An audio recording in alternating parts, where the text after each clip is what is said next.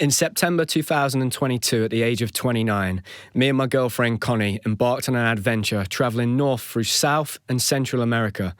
We visited 10 countries in 110 days, and this is our story. So back in 2016, after missing out on the Rio Olympic Games, I came up with the idea of going traveling. So my plan was, when I retired from gymnastics, I was going to spend 12 months traveling all around the world.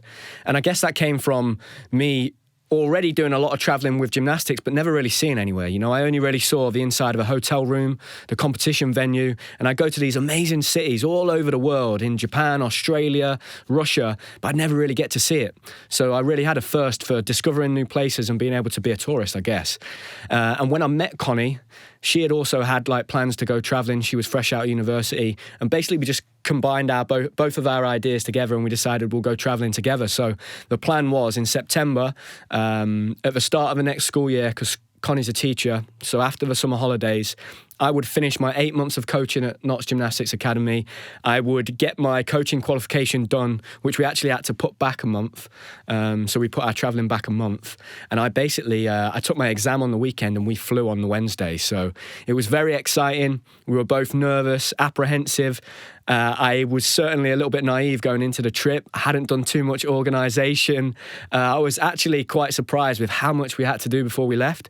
So we had to get a lot of vaccines. I think we ended up getting 7 or 8 different vaccines for the trips that we were planning to do. Flights were very expensive. We had to buy a lot of kit. We had to buy travelling bags and coats. And the difficult thing, I guess, before we even left was knowing what to pack, because we were going really far south in the beginning. It was still the winter in South America. So we were going to Argentina, and the weather was going to be kind of between 5 and 10 degrees. And then we would end up in the north where it would be 30, 32 degrees in the summer. So yeah, that was quite difficult planning for the trip in that way. But we both went out super excited. My mum and dad took us to the airport. We just made the flight because we'd got stuck in some traffic, and we flew to Sao Paulo, and we were going to get a connection to Buenos Aires. So we landed in Sao Paulo, and we got 50 minutes to get the connecting flight. So not a lot of time, and it was quite a big airport. So we end up kind of rushing through, and we think we're going to get there just in time. And we get to the gate, and I asked the flight attendant, we're here for the flight to Buenos Aires. And she says, oh, no, that's back where you came from. And it was a long journey. It was 20 minutes. So me and Connie start running to get back. We get back to the start, have to go out of security again. And they go, no, it's back where you just came from. So we couldn't believe it. I gave up at this point and thought, we're going to miss the flight. So I start walking, and Connie was like, no, we can't miss the flight. So we're running through this airport, sweating buckets, both out of breath. And I kind of just left Connie and said, I'll stop them. So just legged it through this airport. We managed to get on the flight. They kind of clapped us onto the plane because we'd held it up. And that was the start of our adventure. And I think that was a bit of a sign of things to come. And when we landed in Buenos Aires, we're waiting there at on the conveyor belt to get our suitcases, and my bag doesn't turn up, and I just thought, oh God, this is going to be an interesting trip. So incredibly, we managed to get our bags really quickly, and the bag got sent to where we were staying 2 days later. But that was my first experience of trying to communicate with someone that doesn't speak any English. And at that point, I hadn't got any data on my phone, so we were planning to buy SIM cards out there, so I couldn't use Google Translate. So it was just a bit of a hit and hope that this lady understood where the address was and she would send the bags to the hotel. But getting in a taxi for the first time, being in a new country, knowing that we were potentially going to have 7 months ahead of us, it was just me and Connie. We had nobody else to help us. It was exciting. It was very nerve-wracking, and there was just a lot of emotions at that time. But we drove through Buenos Aires, and I think it's one of the biggest roads in the world. There are so many lanes of traffic. I think there's almost 20 lanes of traffic, and you go through the middle and there's this obelisk. And if you've seen the celebrations after Argentina won the World Cup, that's kind of what we were driving through. That's where we were with all those millions of people celebrating. And Argentina was amazing. That was the first country we went to. What we did find very difficult very early on, and that's probably where I'd been really naive, was the language barrier. So for the first 3 weeks of us traveling, me and Connie, we hardly crossed paths with somebody that was from Europe, let alone somebody that was English or could speak English.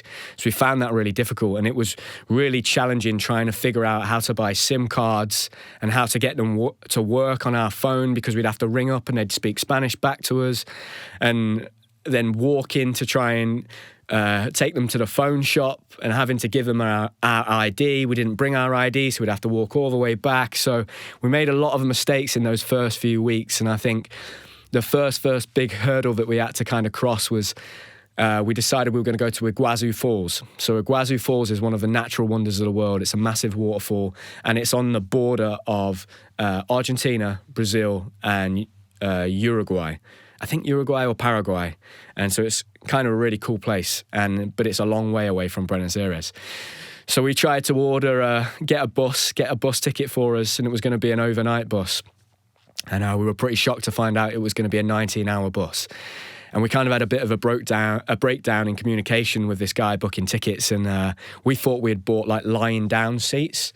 And so the next day we get onto this bus and we discover that we've got just bolt upright seats for 19 hours on this coach. It was boiling hot. We were sat right at the front of the bus, and that was a real kind of shock to the system, and this is actually going to be quite difficult. So the bus journey, actually, it was 22 hours. It wasn't 19. So yeah, by the time we got to the other end, we were kind of a bit battered and beaten up and tired. But we got a place to stay, and we were excited to go and see Iguazu Falls. And then when we went to Iguazu Falls, it was unbelievable. It was an amazing thing, just a spectacle to see with your eyes. Like, the scale of it was just incredible. And for me, the thing that was the most amazing about that was, like, the waterfalls themselves. It was just the sheer velocity and power of them, and the power of nature. And I think over the whole course of the 4-month trip, that was where we really saw Mother Nature at her scariest, I guess. I mean, it was just incredible. Like, the power that you felt off these waterfalls was amazing. And that was brilliant. And that really kind of lit a spark in us, and we were excited to move on to see other things. But we also got a real glimpse of probably the side of traveling in South America that you don't see a lot of the time. And we sat in a restaurant on the last night we were there in Iguazu before we left to go back to Buenos Aires. And we sat eating this meal, and it was a great meal, and I was dead excited. And on the other side of the road, there was basically a little girl, and she must have been about a year old, and she was sat in the mud in I don't think she even had a nappy on. And she was just sat in the mud, and her mum was sat next to her, and then the little sister was like rummaging through this bin looking for food. And I'm kind of like looking at Connie, we're eating our nice meal, and that was really, that kind of hit me, that did. And we kind of noticed that was a trend throughout the whole of the trip, and that really was. Yeah, it was, you live where we live in the UK, and certainly on the trips I spoke about at the beginning, where I'm going away with a team, and you're staying in nice hotels, and you never really see, the poverty and the deprived areas of a place that you go and visit, because you're just staying in nice hotels, you go into competition arenas, and everything's paid for.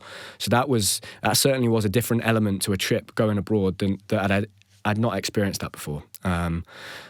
We saw that, and that kind of, we both got a little bit upset, but, I was expecting to see a lot more of that along the trip, and we loved our time in Iguazu. We took the bus back again, another 20 hours back to Buenos Aires, spent a few days in the city, and then we decided we were going to cross the border. So we were moving to our second country, and that was going to be Chile.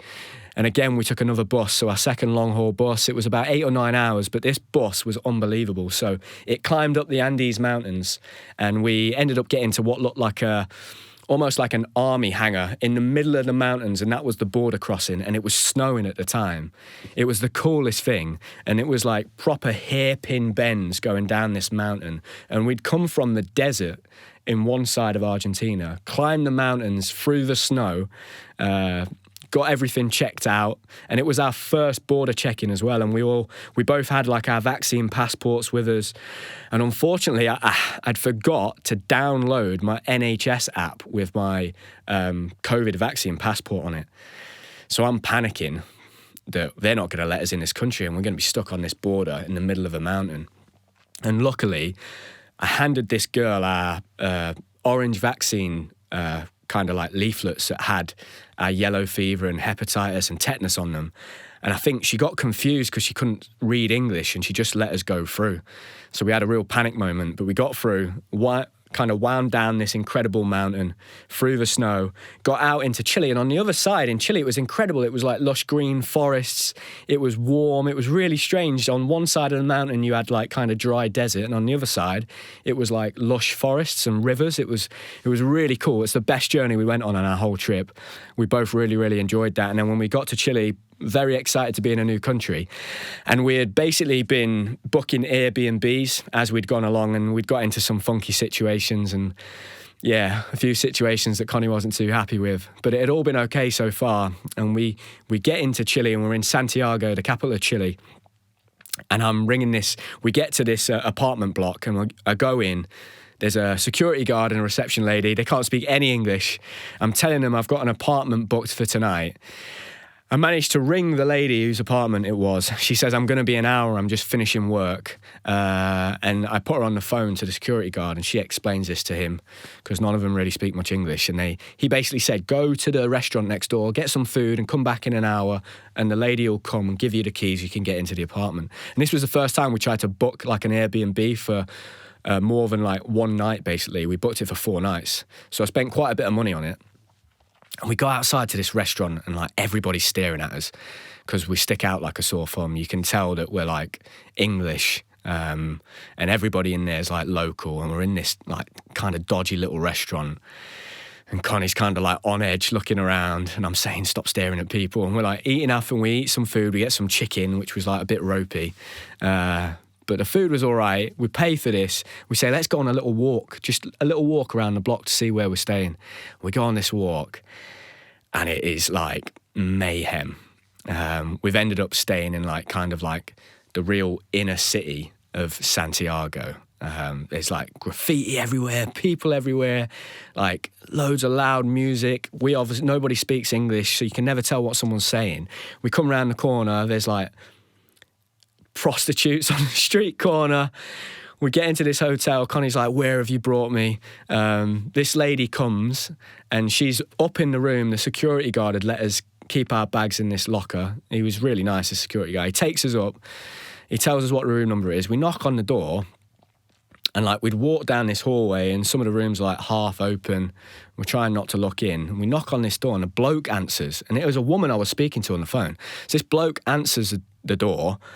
And I go, oh, I'm sorry, I must have got the wrong room. Go to walk off, and he's like ushers me in. So I'm like concentrating on seeing the room and finding this woman. So we walk in. She's like frantically cleaning the floors, this lady, right? And it's a bit weird straight away. And I've not noticed that this bloke has got a broken nose, and he's got blood all down him and on his T-shirt, because I'm just focusing on making sure this is the right room and the right lady that I've been talking to. And she can't speak any English. She's frantically like mopping the floors, and she's just saying stuff to me in Spanish. And like I'm looking a bit confused. Connie's noticed this bloke with the blood all down his face, so she's freaking out and panicking. I haven't. Anyway, she goes out, we get the keys, I lock the door, and then we both kind of decide that this situation's not okay, and we don't really feel safe. So we check the balcony door. The balcony door doesn't lock. So I decided, because obviously Connie's my responsibility, and I've got to look after her. So I decided, right, tomorrow morning we'll wake up and we'll get a hotel. So we stayed awake all night. We didn't sleep. We left the lights on, and we woke up the next morning, went and booked a hotel, stayed in like an Ibis, and that was nice. And then for the rest of the time, we had a great time in Santiago, and Airbnb were really good, actually. I contacted them, explained the situation. It was not okay. We don't speak any English. It wasn't very safe. This man that we didn't know, who, we didn't know who he was, had come in with like a broken nose and blood all down his face, and it was a really strange situation. They gave us our money back and also gave us like a voucher to use later on in our trip. But that really was quite an eye-opening experience, and I had to kind of like ring up my parents and Connie's parents and tell them that, I've ended up in this really dangerous situation. I'm sorry, I'll make sure it doesn't happen again. But in Santiago, I actually met a gymnast that I used to compete with, a guy called Thomas Gonzalez, and he took us out for food. It was great to hear about his life, because in South America, there's not a lot of athletes. So a lot of the gymnasts are really well known, and they're quite famous, and they've all got like hundreds of thousands of followers on Instagram. The two gymnasts that I met up with, Thomas in Chile and my other friend in Argentina, they've got really good businesses. They own gymnastics clubs and they're doing really well. So that was really cool to meet them. You know, they'd been retired for a few years, so it was kind of what I was going into now when I got back, and I was hoping to go freelance and potentially do similar things, coaching gymnastics. So for me, it was really good to see that and hear about their life and basically see what they had got up to, because I'd competed with them both in London 2012 and hadn't really seen them much since. So that was really good. Reminiscing on old times, talking about their careers. I really enjoyed that. It was great. A really cool thing to do, you know, that my gymnastics was helping me meet new people. And what was really good about that was that they were probably the only two people we'd met in the first 3 weeks that could give us advice on what to do, where to go, places to avoid, places to go and visit, the best ways to book flights and stuff. So that was brilliant, that was. And in Chile, we decided we were going to go south. So we flew south to a place called Los Lagos, which was like the South American Lake District, and it was beautiful. It was gorgeous. I think that was one of the most beautiful places we went to. The water was like crystal clear, blue. There was a massive volcano called Orsano there, and we stayed on this little, almost like a fishing village, and we had a really nice time there, and we went for an amazing day out where we climbed up the volcano. I think we went to like 2,000 feet and we were on this volcano. You could see it, and and it was snowing as well, so it was really cool. We took a ski lift up as high as they'd let you go. And we also went to a place called Emerald Lake, which is a really famous lake in Chile and Argentina, where the only people that were allowed to stay there were like these 150 families. And the guy that owns Patagonia has like a place there. The guy that owns North Face has got a place there. Went on this little boat tour and they showed us all these amazing houses. So we had a really, really good day that day. And then after that, we decided we were going to move north, and our next destination was Bolivia. So one of the things that a lot of travelers want to do when they go to South America is go to the salt flats. And that was on our list of things to do. And we decided that because we were moving north, the best thing to do was go from the top of Chile, the kind of the Atacama Desert, and we were going to do the salt flat tour and then end up further north in Bolivia and then carry on moving. So it worked out really well for us, and that was a really cool trip. And we had another border control issue where we got to the border and we hadn't printed off, again, our COVID vaccine passports this time, but I downloaded it on my phone. But the guy basically said we needed to have these printed off. And so we pull up to this border, and we set off at 4 a.m. We've already been driving for 3 hours. We get to this border and he says, "You got your forms?"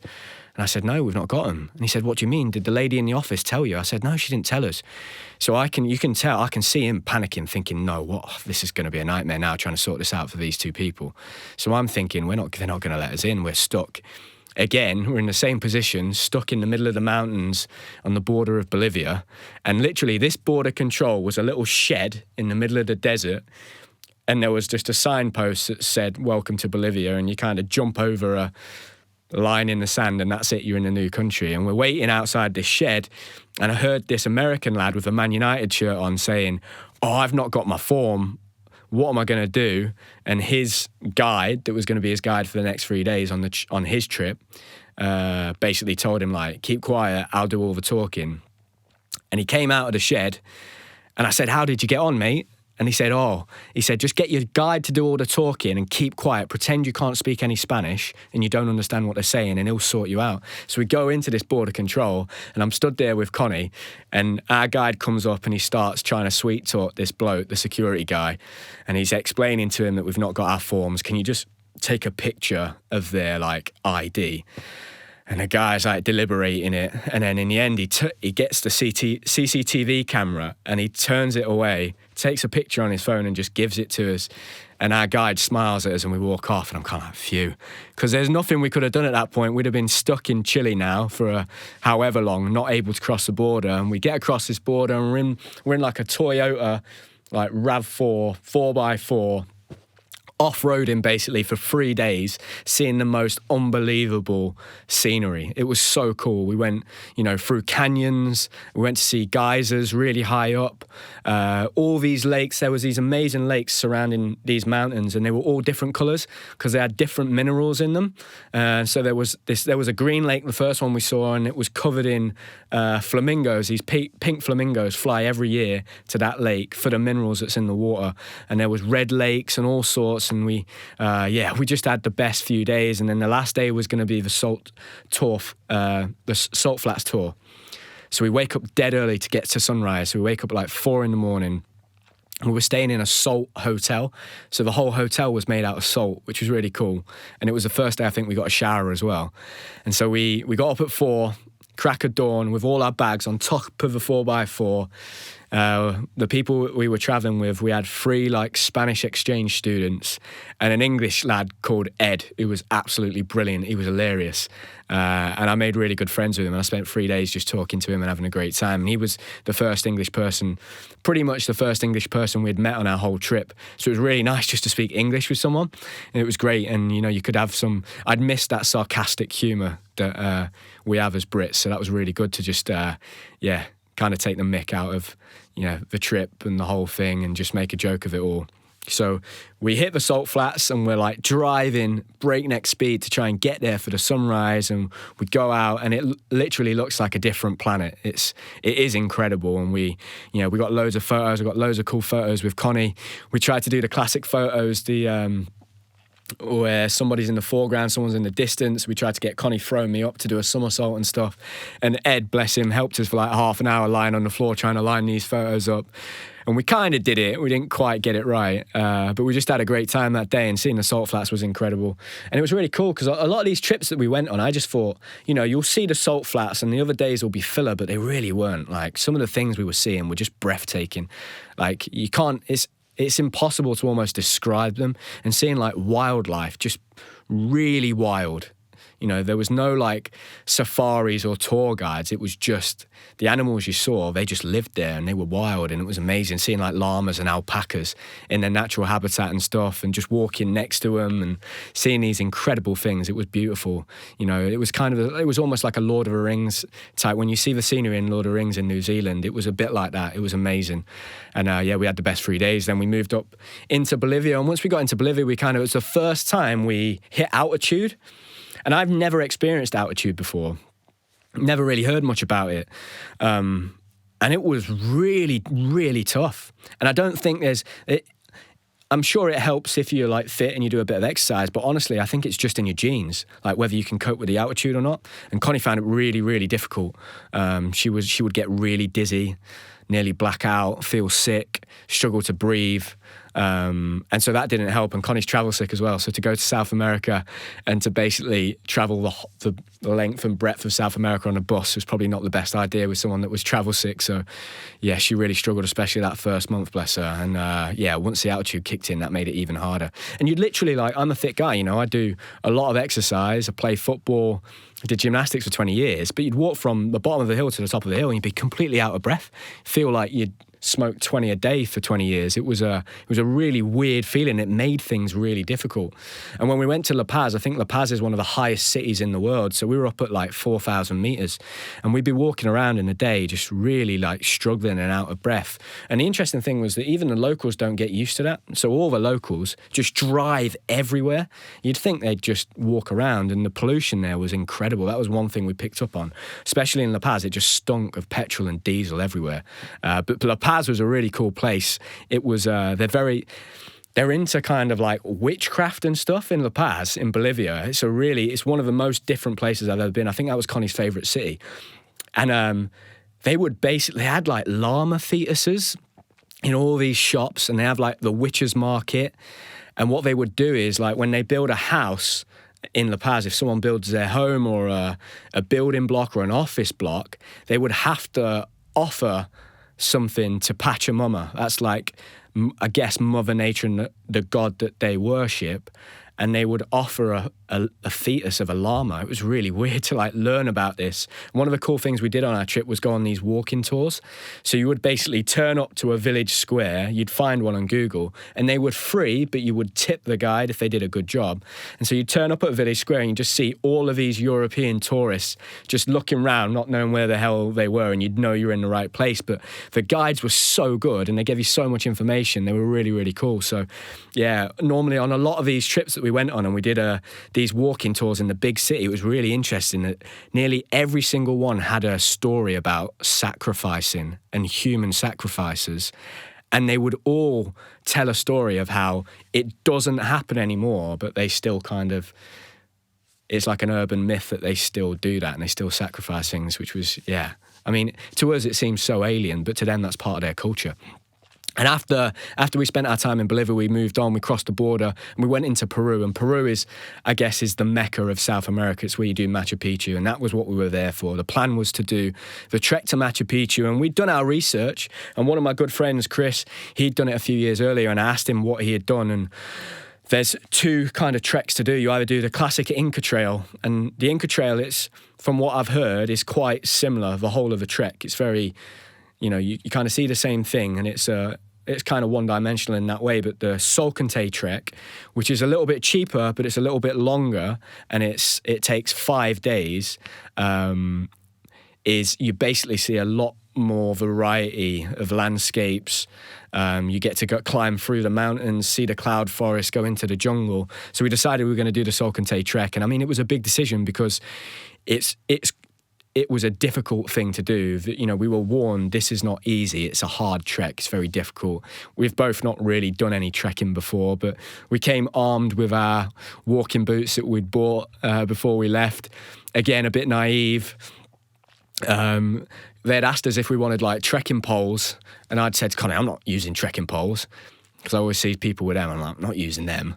And Connie straight away when we got there said, I think I want to use some trekking poles. So we paid for the trekking poles for Connie, and I was stubborn, being the way that I am, competitive. I opted not for them, and we left base camp with our group of people we'd just met that were all from all over the world. It was a really cool group, actually. There was like an Aussie guy that was hilarious. There was a British lad. There were 2 girls from Argentina. There were 2 girls that were living in Costa Rica. There was loads of Dutch people. When we were in South America, the people we came across the most were Dutch people. I don't know what it is about people from Holland, but they all seem to travel. And there were so many of them. So we had loads of Dutch people on this trek. And we got off we kind of walked straight up this mountain for about 10 minutes, and I was completely out of breath. But what they give you for the altitude over there is coca leaves from a coca plant. And you basically chew these leaves. And they work really well. They really help with altitude sickness. But it took me weeks to find out that you're not meant to swallow them. So I used to chew these leaves and then just swallow them. And you're meant to spit them out. You're not meant to swallow them. So I think most of the time I was high as a kite on coca leaves. But I absolutely loved it. And for me, that trek to Machu Picchu and doing the Solcante trek, I imagine it's probably the closest you can get as just like your average member of the public to going on like an adventure. Because you were really going out into the wild, and we were staying in like these huts with like glass roofs, and you could see the stars. And the first day, the first test was going to Humantai Lake, which was like an hour and a half trek up this hill. At this point, we were up at like nearly 5,000 meters. You get to the top, and there's a beautiful lagoon, and it's surrounded by kind of ridged capped mountains. And you can walk up there, and it was really, really tough. And like Connie was struggling a lot with the altitude sickness. And we got up there, and it was incredible. The views were some of the best views I've ever seen in my life. And when we got back down that night, we had dinner. We all sat around together, and he kind of said, guys, now you have to make a decision whether you're going to take a horse tomorrow or you're going to walk the whole of the trek. And so straight away I was like, I'm definitely walking. I've not like come this way to get on a horse. And yeah, we made a really smart decision. Connie said like, I'm going to take the horse, which was a really like smart thing to do, because the trek we were going to do that next morning, we were going to wake up at 6, and it's called Dead Woman's Pass. And the first part of that trek, which is just half an hour, is called the Gringo Killer. So it was funny, the whole time we were in South America, we were just called gringos, which is obviously a cultural term. And so we do that first half an hour, and it was tough, man. I got to the top, and I was like, wow. I was like looking around at everybody else to see if they were struggling. Because like I am a fit guy, but it was really hard. When you're at that altitude, it feels like your lungs are going to explode. And we kind of had a little bit of a base camp. And every kind of like few hours, our guide would stop us, and we'd talk about, he'd explain some of the local plants, some of the local animals, some of the history, what the Incas would do on the trail, where they'd stop. So it was really, really cool, and we learned a lot along the way. And we stopped before this Dead Woman Pass, and then we just kind of went for it. And I decided I wanted to really push myself. So I kind of got to the front, and there was this really like uphill part, and it was just like a snake's bend, and it just went all the way up, and it seemed to go on forever. And it was really hard, and there were people like just sat on the side of like the trail, just like almost passed out. I mean, it was really tough. And I think I got to the top with another lad. We kind of like walked together, got to the top, climbed this massive rock, stood on the top, got some photos. And then I kind of waited for Connie to come on the horse because the horses were going to leave later. And she kind of never got to that point. And we continued right to the top, and eventually she caught up. And it sounds like the horse was more dangerous because these horses were just, some of these like treks, I say like roads, they weren't roads, they were like, you could fit one person on them, and there's rocks falling off the side of cliffs. There's no health and safety whatsoever in South America. But it was funny. It was amazing seeing her come up on the horse, and they've all got bells on and stuff. And it sounds like I'm sure she had an amazing view from the top of the horse, and Connie loves horses. So we like met at the top, and then from that moment on, we did the whole of the rest of the trek together, and we kind of, from that point, from the top of that mountain, we went downhill, and we walked down these kind of valleys into the cloud forest, and then we spent the next 2 days in the jungle, and that was amazing, like living in the jungle, and there's monkeys and parrots, and I saw the first condor that I saw there, which was amazing. Massive wingspan. Insects, I saw tarantulas and all sorts. It was really cool. I just felt like an adventure in the wild. And on the last day, we get to the town that's at the bottom of Machu Picchu, and we went out for dinner we became really good friends with the people on the trip. It was great, learned about their life. We had a laugh. We all kind of had a beer and like had a meal. And then the next morning, the guide said, anybody that wants to walk the 1,800 steps up to Machu Picchu, we're going to leave at 4 o'clock in the morning. And there was like 5 of us that said, yeah, we'll do it. So we set off in the dark, pitch black, walked to the base of the mountain, and then we set off. And I thought, right, this is it, the last part of the trek. I'm going to do it as fast as I can. I did these 1,800 steps without stopping. I think I did it in about 37 minutes, dead proud of myself, just sweating buckets, waited for everyone else to come up, and then we went into Machu Picchu and we saw it, and it was the most unbelievable thing. It was incredible. To think about, Machu Picchu was basically like one of the last strongholds of the Incas, and when the Spanish invaded, the Spanish never reached Machu Picchu, and what they did was they cut off all the drawbridges and almost made it impossible to get in there. And unless you knew where it was, you would never see it. It's kind of encased in these mountains, and we climbed through the clouds to get up there, and seeing that with Connie, it was a once-in-a-lifetime thing, and it was one of the 7 wonders of the world, Machu Picchu. And I'd already been to the Colosseum in Rome. I'd seen the Great Wall of China. I'd seen Christ the Redeemer. So I'd seen a lot of these wonders of the world, and I really want to tick them all off. So it was great to tick off number 4 and see Machu Picchu. And that was one of the things I really came to do this trip. And I'm so proud of myself and also proud of Connie for doing that trek and that walk, because it was really hard. It was really tough. And the weird thing I noticed about people when we were traveling was, a lot of the time we'd ask them like, oh, what's this trek like? Is it hard? And for some reason they'd be like, I think it was a bit of an ego thing. They'd all be like, no, it's easy, it's fine. And I'm doing this trek and I'm thinking, why were they telling me it's easy? This is like one of the hardest things I've ever done in my life. So that was really funny. And we noticed that as we kind of like made our way up and bumped into more and more tourists. I think a lot of people have got like this thing, there's a bit of a competition going on when they meet people, because they'd be like, I'd sit on the bus and listen to them. Some people would be like, oh, have you been to Colombia? And I'd go, yeah, I've been there 2 weeks. And then someone else would be, yeah, I've been there 3 weeks. It was like a weird one-up situation, which was odd. And me and Connie just weren't like that. So that was quite funny to kind of like watch. And one thing I did notice as well was that a lot of people, it seemed like they had already traveled once or twice. So they'd maybe done Asia or Australia, and they'd worked up to South America. Because it was tough, and the language barrier is a big, big issue. And it's just a hard way of life, I think. And it's such a massive continent that the distances, I think we ended up going on over 30 different buses that were 5 hours plus. It was a lot of traveling. Halfway through, I'd started to struggle with my back quite a bit, like sitting on these buses, and every time I'd get on a night bus, I'd never sleep, because the drivers would just be ragging these buses around left, right and centre on these cliff edges. It was crazy, really. But Peru, was a really special place for us. And after Peru, we decided we were going to move our way up north and cross the border into Ecuador. And I'd not really done much research on Ecuador, but I obviously knew that the Galapagos Islands were in Ecuador, and it was a really beautiful place. And we decided to cross this border right in the north. So we'd gone to a town called Tumbes in the north of Peru. And it was basically a drug run border.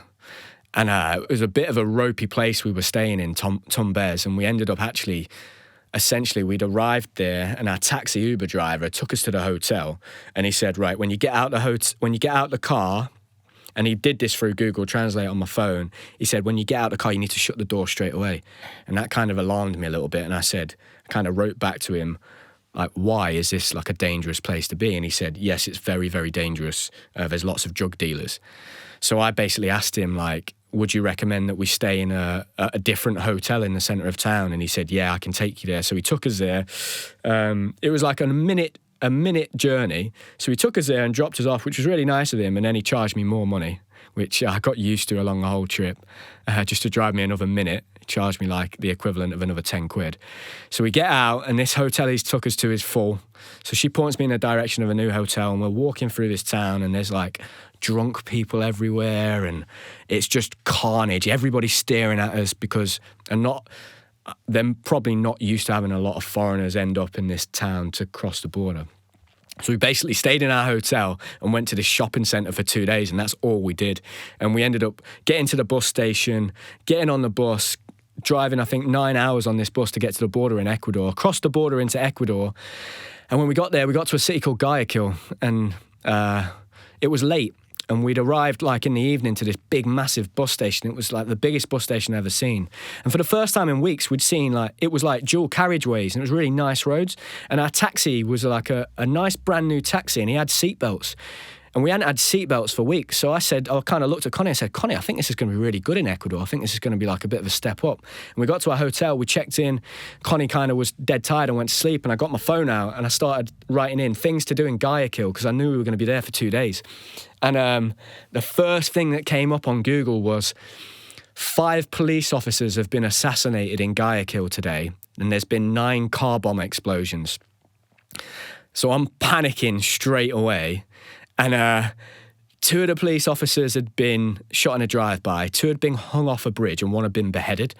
And I'm reading this, like, this can't be real, surely. And there'd been a car bomb explosion at the bus station we just arrived at 6 hours before we got there. And so that was the closest I ever came to ringing Connie's parents and saying, I've messed up here. We're in a really dangerous place. What should I do? Because Connie's dad used to be a police officer. But I thought, right, if we just stay in the hotel for 2 days and just go out to get food, we'll be okay. We'll get out of this city and then I'll tell everybody. So I didn't tell Connie the extent of how dangerous it was for about 2 days. And we got out there and we went to a place called Montanita, which was a bit of a traveller's paradise where you could go surfing, and we stayed there for a few days, and that was really cool. And we basically decided we couldn't afford to go to the Galapagos Islands, but there was a poor man's Galapagos Islands, so we decided to go on this trip, and we ended up getting this bus around the beach, basically getting to different beach towns, end up in this place. We get to the port, we find the place we're going to book our trip with, and we get on the bus and there's like army there checking like the manifests of the people that are going to be on the boat, and we're all given like life jackets. And I kind of asked someone, what's going on here? Why are they being like, why is the security so high? And they said, well, basically 2 tourist boats went down last month in the Galapagos Islands and they all died. And I'm thinking like, what? God, Ecuador is mental. And they had told us that a fishing boat had gone down in that harbour earlier that week, and 2 of the fishermen had died as well. So we're on this boat, and I'm not joking, these waves are like 10-foot waves higher than the boat. I'm like holding on to Connie, and the craziest thing was there was a Canadian couple with a little baby, and they've got this little baby on this boat, and I'm thinking, what are you doing with this baby on this boat? And it had been like the start of November, and the whale season finished in October, and we kind of went with the hope to maybe see a whale. And we'd asked the driver, and he was a really nice guy, and he spoke English, and he did this tour every day. And the tour guys on all the trips we went on were so knowledgeable. And we said, what's the chance of us seeing a whale? And he said, well, actually, yesterday we went out on a tour and they got really lucky and they saw a mother and a baby calf. And so the whole time I'm like staring, like not wanting to miss this whale. And like I turned around to look on the other side of the boat, and a bloke shouted, whale, like that. And I turned around and I seen the tail come out of the water and smash into the water, and it was unbelievable. It must have been about 100 metres away. I couldn't believe that we'd seen a whale, because we were really lucky to have seen it. And we get to this island, and we go on this tour of this island, and the tour guide's pointing out all these snakes, and we saw all these incredible seabirds that only nest on that island. And then we have lunch, and we're eating lunch back on this little boat, and then all of a sudden all these sea turtles start surrounding the boat. It was incredible, and they look ancient as well. Like the shells look ancient, and we were able to do some snorkeling. So we went out, and that was one of my favourite experiences with Connie. Like just both of us like snorkeling with sea turtles and big massive stingrays and fish. It was just really, really cool. And after that, we made our way to Quito, which was the capital of Ecuador.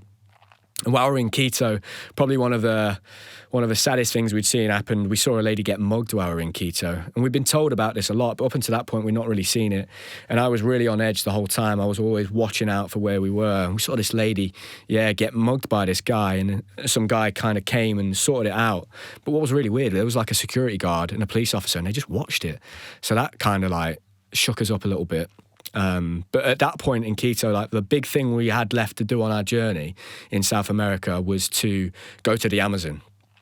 So we found this really cool hostel that was really famous in Quito, and they did tours from there. So we booked this Amazon tour, and it was going to be a 3-day tour.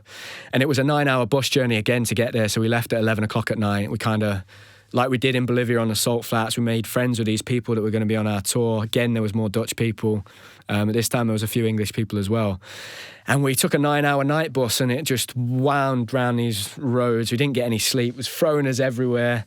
We arrived to the shore of the Amazon River, met up with our tour guide, and our motorised boat came. We took our bags with us, got on this boat, and then went off into the Amazon. And like all these tours, they basically kind of sold you everything, you know. They really wanted you to buy into it and buy their tours. So they'd tell you that you're going to see all of these animals and you see all of this stuff.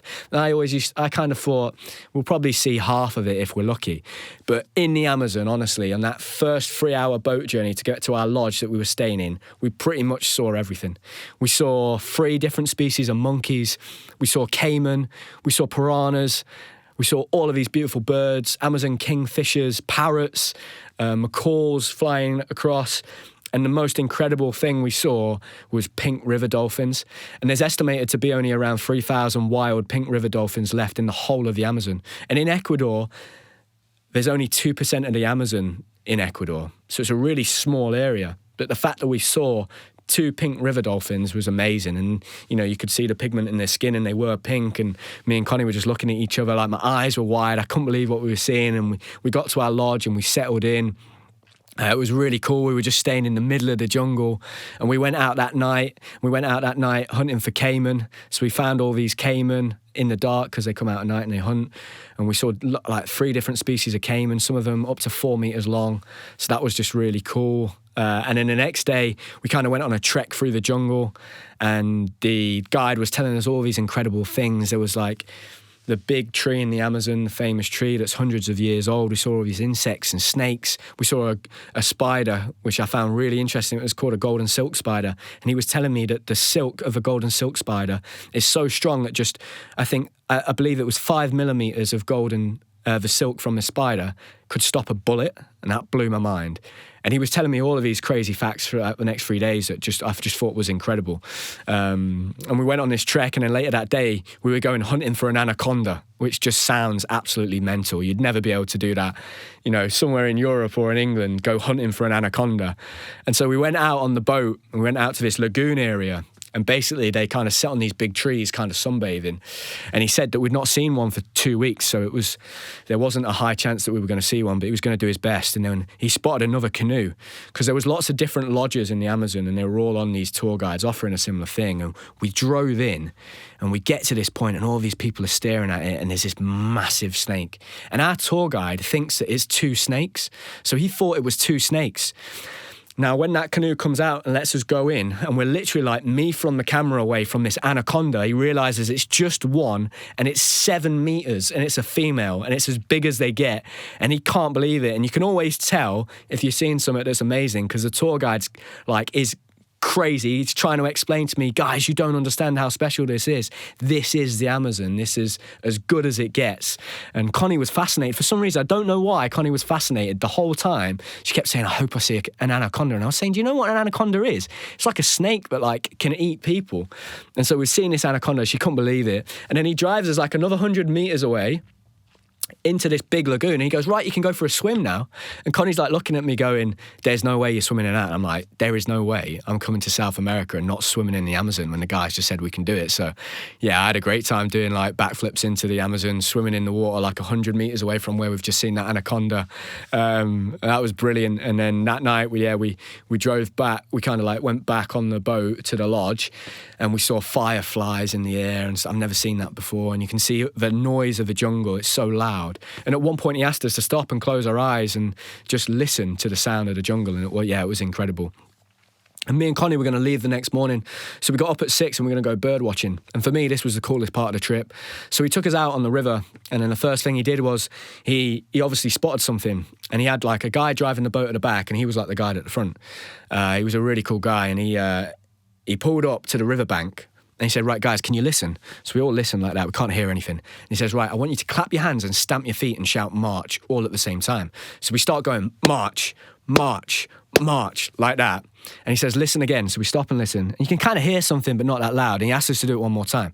And this time, when he asks us to listen, all of a sudden, you hear this sound that you can only describe as it sounds like an army with like chainmail on, marching through the jungle.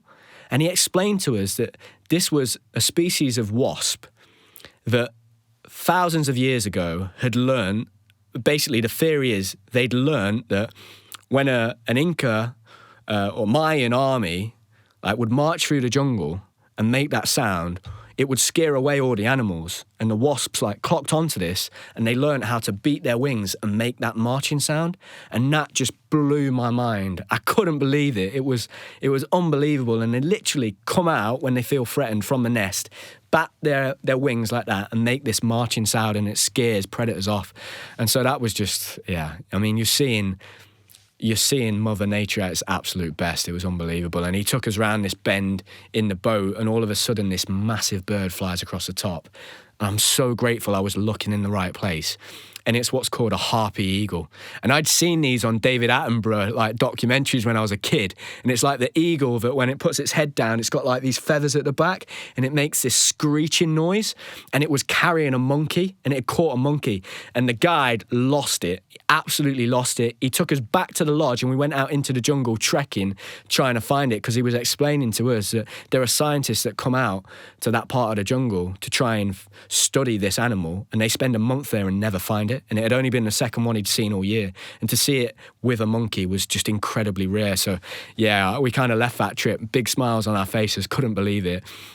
And we've been saying before Ecuador, we need to see a bit more wildlife. And after Ecuador, it was just incredible. And I'd say that Ecuador was the most dangerous place we visited, but it was definitely the most beautiful in terms of nature.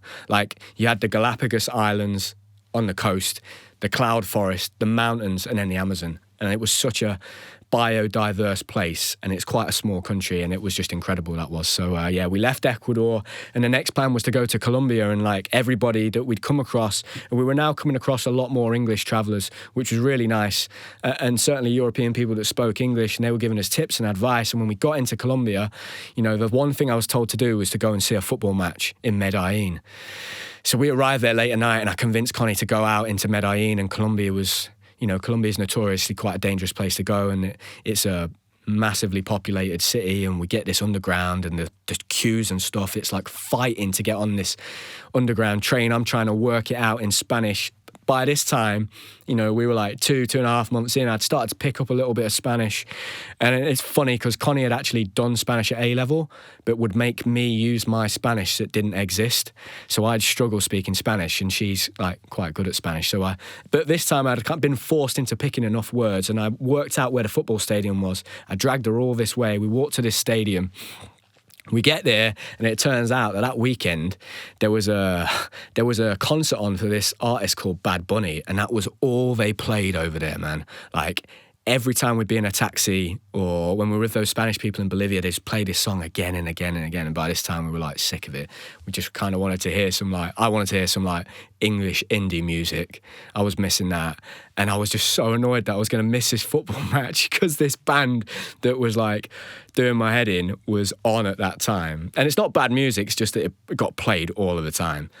And so we missed the football match. We had to go all the way back to the hotel. And we found other stuff to do, and we had a great time in Medellin, and we did the Pablo Escobar tour. So we went on a walking tour again, and the guy told us all about Pablo Escobar's life, and yeah, it was really interesting. Like a lot of the people in Colombia, I think around the rest of the world, we kind of like idolize this guy, and there they don't like him, a lot of the local people, because you know, when you say Colombia to someone, the first thing they say is cocaine or Pablo Escobar, whereas like those people there, you know, they want their country to be known for, there's so many other things about Colombia that's beautiful, you know?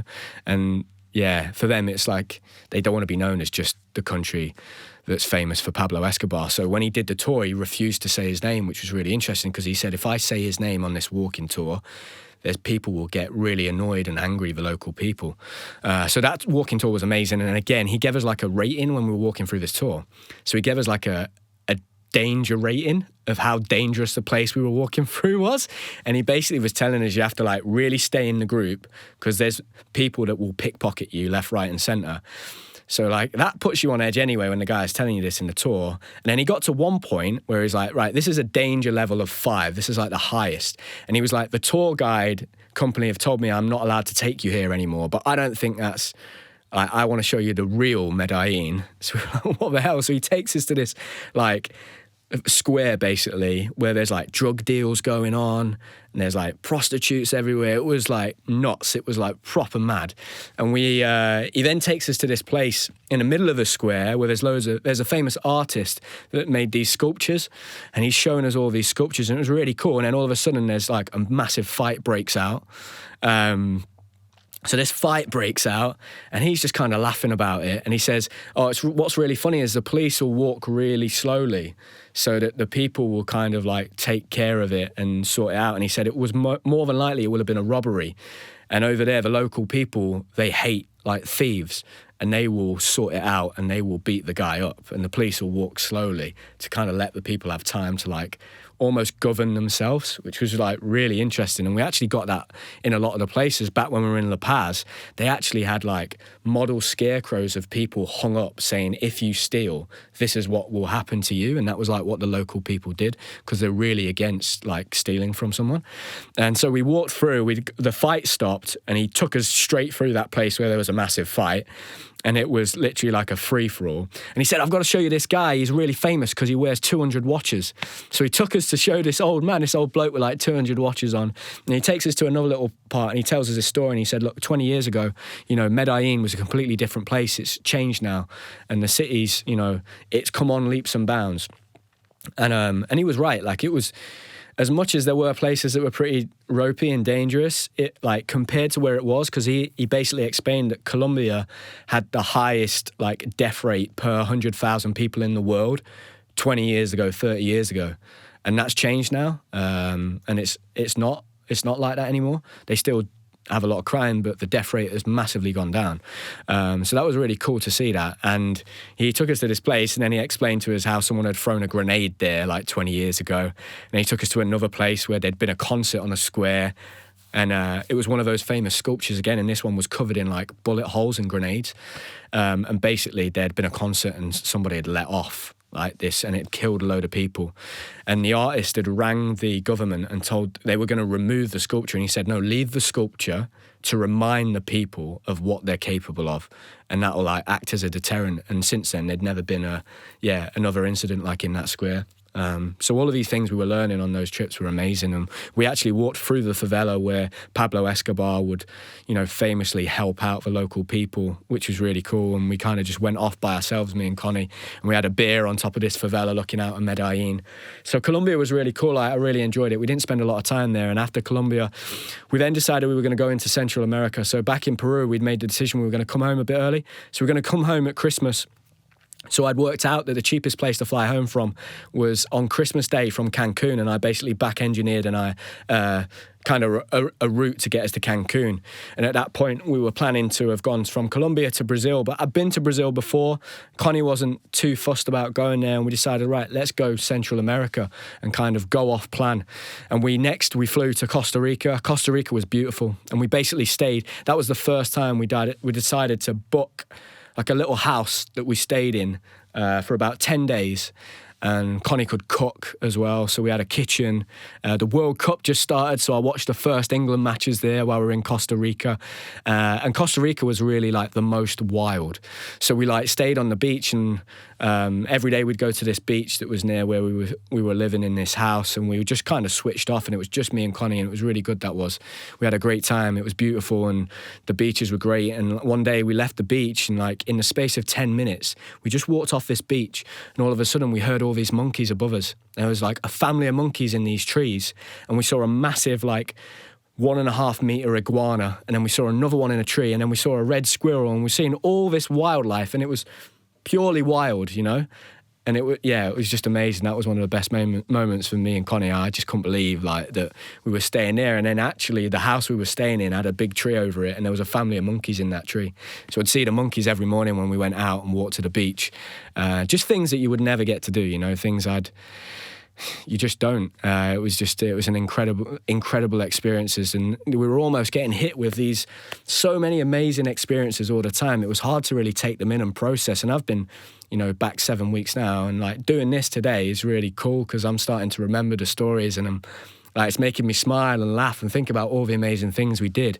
And Costa Rica was great for us. It gave us a time to like kind of chill. England were doing really well in the World Cup, so that was great because a lot of the time, people don't say this when you're traveling, there's a lot of time to kill. You know, if you're not got a day tour, you're not doing a trip, there's a lot of like dead time, I guess. And so like being able to watch the World Cup was really cool. You know, I'd get up early in the morning and watch the World Cup and stuff. And then we go out to the beach, then we cook dinner.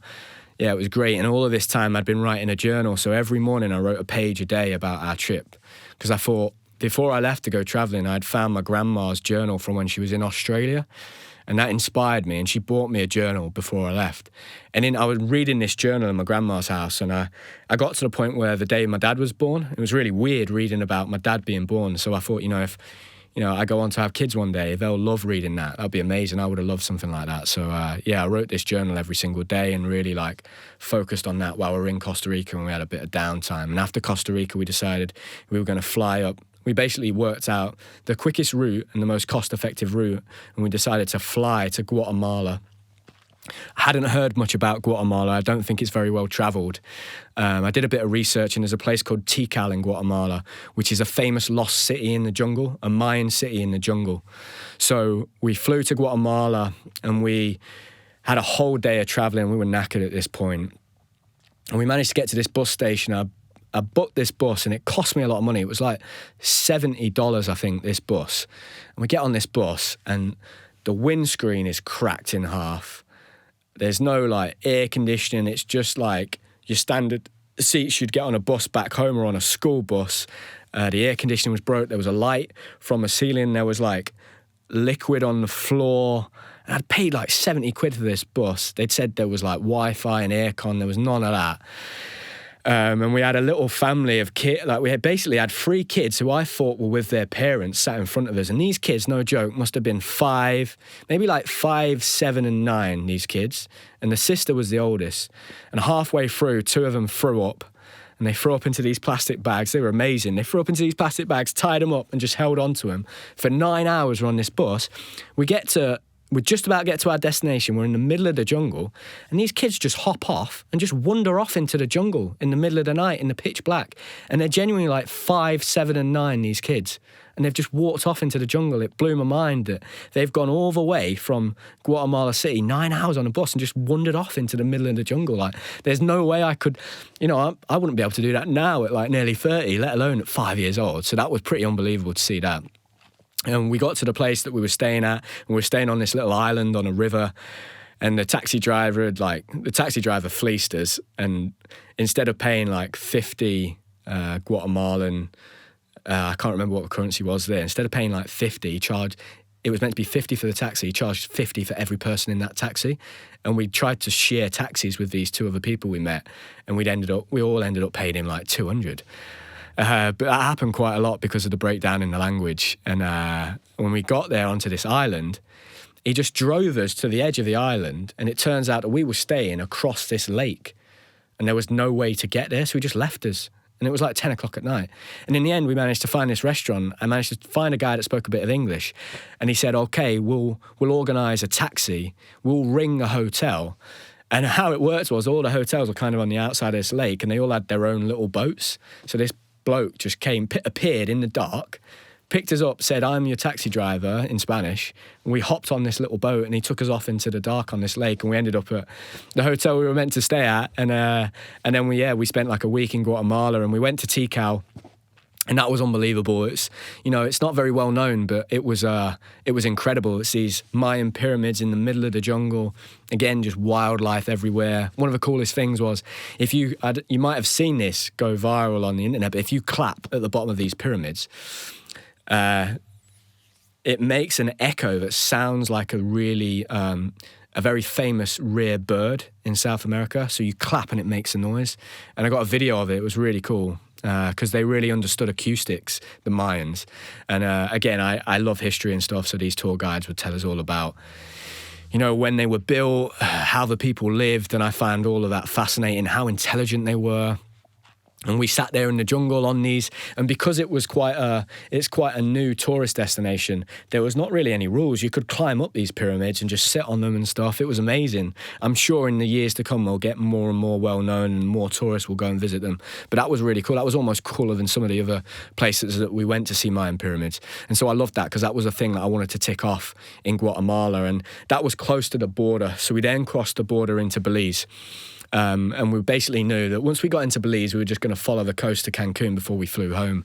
And getting into Belize was really cool because Belize was the only country in South and Central America where they speak English. And they speak, they've kind of got Caribbean accents because it's in the Caribbean Sea. And it was just really weird. When we first got there for the first 3 or 4 days, I would speak to people in Spanish instead of English and forget they were speaking English. And we basically went to this island called Kaikulka, which was really famous, full of tourists. It was beautiful, and we just basically lived in this little pink house that this woman underneath, she looked after it, and a lady rented out to us, and we stayed there, and it was really cool. The TV had like Netflix and stuff for the first time, so we caught up on shows that we missed back home. We sunbathed on the roof, and we just had these bicycles to get around the island. We'd drive to the beach every day, and we'd go and get barbecue food. So we had like barbecue chicken and lobster, and it was all Caribbean food. And we just had an amazing 2 weeks. And at this point, me and Connie knew that we were going to be coming home, so we were really trying to just make the most of it and the time to rest, because I knew as soon as we get back home to the UK, we'll be back on that hamster wheel and life will kick in again, and before we know it, we'll be back at work and traveling will be like a distant memory. So we were really trying to take it in, and the weather was shining, so we're getting loads of sunshine. One thing I did want to go on this day trip, and you got to swim with sharks, but Connie kind of drew the line at that one. And said, no, that's way too dangerous. We're not going to do that. So we didn't do that. And I said, okay, I won't do that if we can do Chichen Itza. So Chichen Itza is the Mayan pyramids in Mexico. And I really wanted to go there because it's another 7 wonder of the world. And at this point, I'd done 4. And I didn't want to leave South America because I'm not sure if we're ever going to go back to that part of the world. I wanted to tick that off and get number 5 because then I'd only have 2 left to do. So from Belize, we stayed there for 2 weeks in Belize, and we took a boat back to the mainland, crossed the border again, and we got into Mexico, our last destination. And this time, we decided to stay in a really nice apartment. We'd cut our trip short. Originally, we'd planned to do 7 months, and we were now doing 4 months. We just decided that, actually 4 months was enough, and we'd got out of the trip what we wanted, and we'd seen so many things and been to so many countries that we really liked our life back home. That's one thing that came out of it for me and Connie, was that we'd just bought a house, a year and a half ago, and I like my friends, I like playing football, I like going to the gym. We've got a really nice life back home, and we were ready to move on to the next chapter. So yeah, for us, once we decided to bring it forward and we were just going to do 4 months of traveling. We wanted to make sure those last 2 weeks. And to be fair, like my brother had said, and some people have said, you should really make the most of it. Maybe like, you know, go and have a holiday somewhere. But none of my friends or family knew we were coming home early. So yeah, we booked this apartment. It was beautiful, and we just stayed there. And again, we had a kitchen so Connie could cook, because I'd lost loads of weight traveling. Because when we're on these buses and stuff, a lot of the time we'd skip meals. And, you know, I think probably in the middle of traveling, I'd probably lost 3/4 of a stone. And by the end, because Connie was able to cook for me, I put a bit more weight on. And yeah, the beaches in Tulum were just unbelievable. I'd never really heard of it. You know, I'd been to Cancun with gymnastics, but never heard of Tulum. And we went to these beaches, and they were just the like beautiful turquoise, warm sea. The best like ocean and sea I'd ever been in. It was beautiful, and it was like 35 degrees. And we sunbathed every day, and we just took it all in, and we just tried to appreciate it. And, you know, we were very grateful and very lucky that we had the opportunity, you know, to go away traveling when we did, because a lot of people, you know, they just might never get that opportunity. So for us, yeah, we were very grateful that we'd had that experience, and we started to reflect back on the trip. And, you know, it had been so difficult in the beginning. You know, the first time we got on that bus and we had 20 hours, you know, there was a lot of tears, and it was a struggle. So to have made it all the way to the end, we were like super proud, because it's a difficult thing, you know. I think a lot of the time when people go traveling, you see these beautiful pictures on Instagram and you see the shiny bits, but you don't see what it takes to get to that place. And it's a lot, and it's a difficult way of life, but one that we were very fortunate to experience. And yeah, the last 2 weeks in Tulum, we had a great time. We had spent a lot of good time together. And I think one of my favourite things of the trip was that for 24 hours a day, I was just with Connie. You know, we had nobody else to lean on. We only had each other, and we worked really well as a team to get through that. And yeah, we decided that when I went to go and do the trip to Chichen Itza, which was going to be the final trip, Connie basically said, you know what, I'm not that interested. I'm happy to stay back in the hotel and sunbathe and chill out that day. And I said, yeah, no problem. I'll go off and do it. And I met this cool American family, and one of his daughters was a gymnastics coach. So I got on with him really well. And yeah, it was amazing that to see Chichen Itza. It's a really, really special place. And that tour was cool. He taught me so many fascinating things. And, you know, it told me in the late 90s there'd been a lightning strike there, and it hit the top of the main pyramid in Chichen Itza, and all of the people that were around it got electrocuted. And they think that the Mayans had figured out how to conduct electricity from lightning, which is, again, was another thing that was blowing my mind. And again, they had the acoustics when you clap your hands, but we went to see, there was a stadium, and they used to play a game in the Mayan culture, in the Mayan time, thousands of years ago, where it was almost like a football game, and they'd have to get the ball for a hoop that was up on the side of these walls. And they understood acoustics so well that we stood in the middle of this thing, and it was literally like 100 meters long, this pitch that they used to play on. And he got us again to clap our hands, and the echo sounded like thousands of fans clapping their hands just when 10 of us clapped. It was unbelievable seeing this stuff. And the guy there, I can remember him asking one of the people on our tour, has anybody got like a bad knee or a bad hip? And funnily enough, one Dutch lady said, yeah, my husband's got a bad knee. And he said, okay, I'm gonna heal you. So he kind of like grabbed his shoulder and then started like chanting this prayer. And I asked him how he felt and got him to shake his knee out. And he said, I'll do it one more time. And then at the end he said, does anyone else? And I said, yeah, I've got a really bad shoulder. Can you heal me? Because I thought, this is great. And plus, it's going to be a great story to tell Connie, because she'll laugh her head off. So he puts his hand on my shoulder, and he leans into me, and he starts like praying to like, I guess, gods, or I'm not quite sure, to be honest. And then he says, how do you feel? And I like swing my arm around. And I'm like, yeah, I can still feel it a little bit. And he says, I'll do it one more time. He does it one more time. And then the really weird thing is, since I've got home, I've started going to the gym and training like 3 days a week. And when I tore my cuff, my rotator cuff in that final competition that I did when I retired, ever since then, when I've tried to go to the gym and like lift weights, it's just, I get a lot of pain in that cuff and I really struggle. And I've kind of been thinking, maybe that's it. Maybe it's just it's damaged and I'm never going to be able to lift weights like that. But I've been going to the gym 3 days a week with Josh, and we're doing like this German volume training where we're doing 10 sets of 10. And I thought, I'll last 2 days and my shoulder will be gone. And we're like 5 weeks in now and my shoulder's fine and it feels stronger than ever. So either that guy has healed me or it's just a coincidence. But I had a brilliant day there on that trip. I learned so much. It was really cool. One of the most fascinating things I saw, he showed me there was a little temple. And on this temple, bearing in mind, this was thousands of years ago, they had different warriors from all over the world. So they had Vikings, Greeks, Mayans, and there's no way the Mayans would have known that unless they were in contact with each other, which was incredible. I thought that was amazing. And then we spent the last 2 days just on the beach, and we had a really nice meal it was like our anniversary, and my auntie had sent me some money for Christmas, and we spent it on a really beautiful meal, and it was like on the ocean, and we just took it all in. It was really cool. One of the coolest animals I saw while I was in South America was actually pelicans. Never really seen pelicans before, but they're pretty much like dinosaurs, and they were awesome, and they were everywhere in South America. So we were like sat there eating our dinner, and there's pelicans flying over, like swimming and catching fish and stuff. Yeah, and we just took it in, and then we made the long trip home, which wasn't an easy one because we had all the strikes and stuff going on at Christmas time. Obviously our family, we thought, well, if we don't turn up on Christmas Day, that'll completely throw them. They won't expect that. So we were travelling back on the Boxing Day, and we got home, the flight was delayed. We missed our bus from London to get back to Nottingham.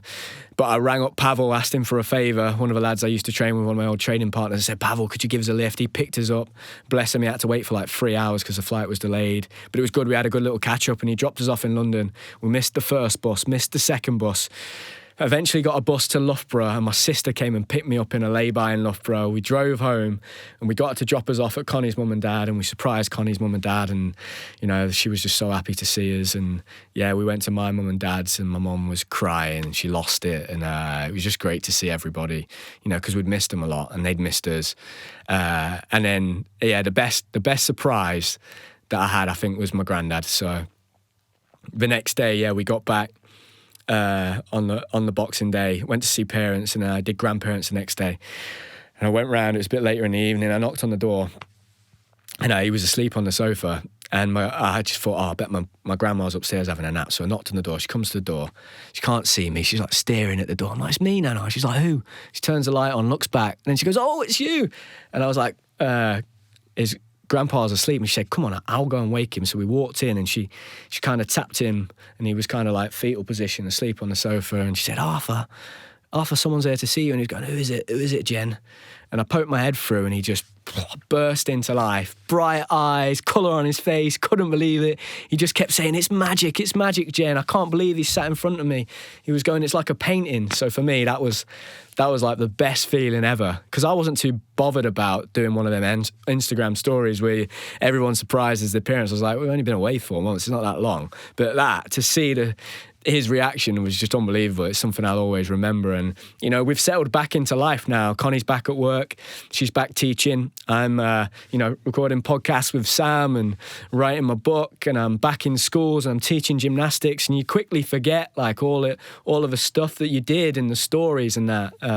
So I think it's going to be nice to really process this in the next few months, because it's been a difficult period for me and my family at the moment with my granddad, so it's been hard to really process travelling. So I'm looking forward to really sitting back and reminiscing a little bit more into the future. But I think the biggest thing for me that came from travelling, the thing that I learned the most was, and the most positive thing to come out of it, honestly, was that I can remember having a conversation with my younger sister about 4 years ago. I basically said to her, you just need to go traveling. You need to go and like find yourself. And she basically said, not everyone needs to go traveling. It's not going to solve everything. And I remember sitting back and saying, yeah, she's probably right. And, that was kind of like, I went into it not trying to figure anything out. But for me, what traveling actually did was what I was trying to explain to her, which I think was just coincidental. But maybe I was telling her that from a place within me where I felt that traveling was going to do something for me, where it'd help things make sense.